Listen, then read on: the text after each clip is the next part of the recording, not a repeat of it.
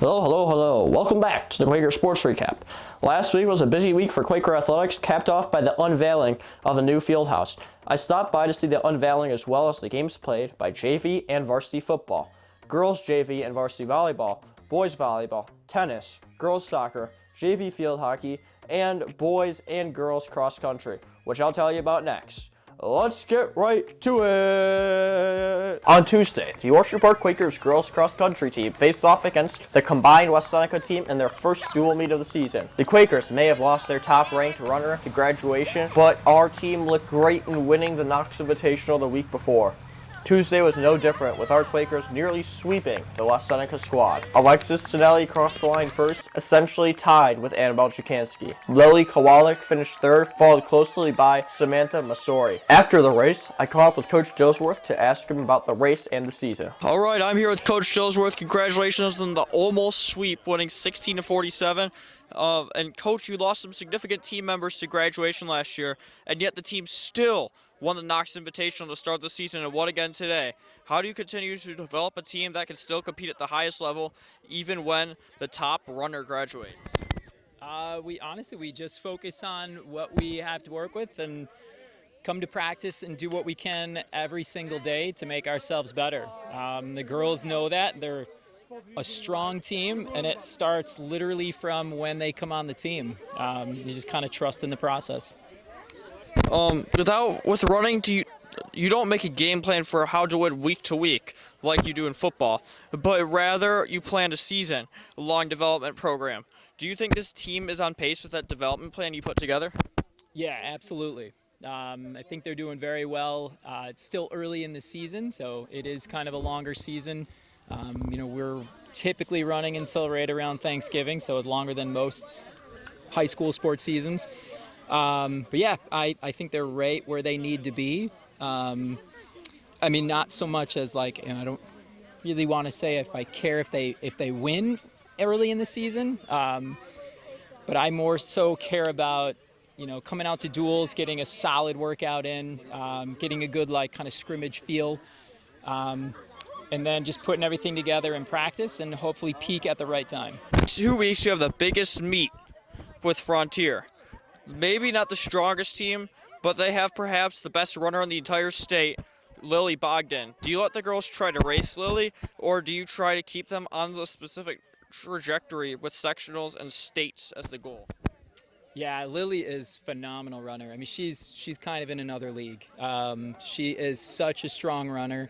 So the girls really, they know they can't keep pace with her, especially not in a duel.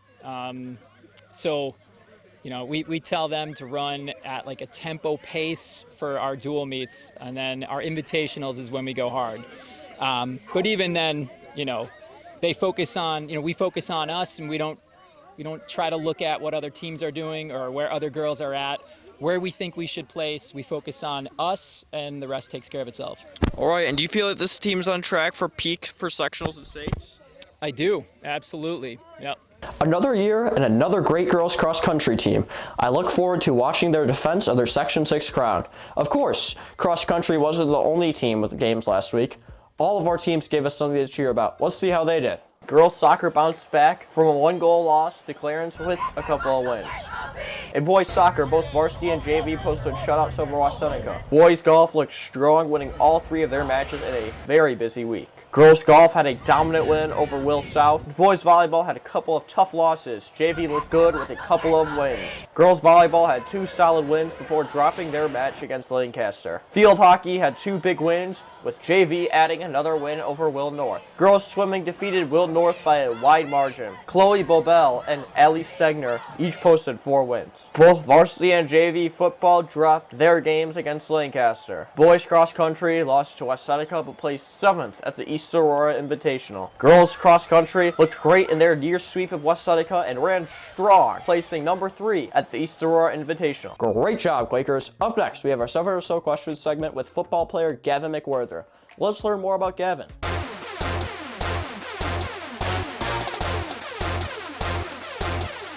Do you prefer playing on turf or grass? It depends. Usually grass, because your cleats don't get stuck as much. but the only grass field we play on is Lancaster, so I'd say turf. If you had a pet alligator, what would you name it? I'd probably go Freddie. If you could go on a 7-day vacation to anywhere, where would it be? Ooh, I'd go to Honduras. I went there on a cruise, and it's one of the most beautiful places I've ever been. What is your favorite fast food place? I'd probably go Panda Express. I know we don't have any up here, but if we go on vacation, we always got to go. Describe yourself in 3 words. I'd probably go big, friendly. I don't know, another one. Kind of just a big teddy bear. What do you like best about playing sports? Playing O-line, I just get to hit people with no repercussions, so it's always fun. If you could change history, what would you go back in time and change? Ooh. I'd probably go back to Bill's Super Bowls and tell them to change something because it obviously wasn't working. Like a 13 seconds game. That's a good one too. Thanks for watching this week's Quaker Sports Recap. There are almost 40 games on the schedule for this week, so I hope you can go out and cheer on our teams in a game, match, or meet. Hopefully I'll see you there so together we can shout, "Go Quakers!"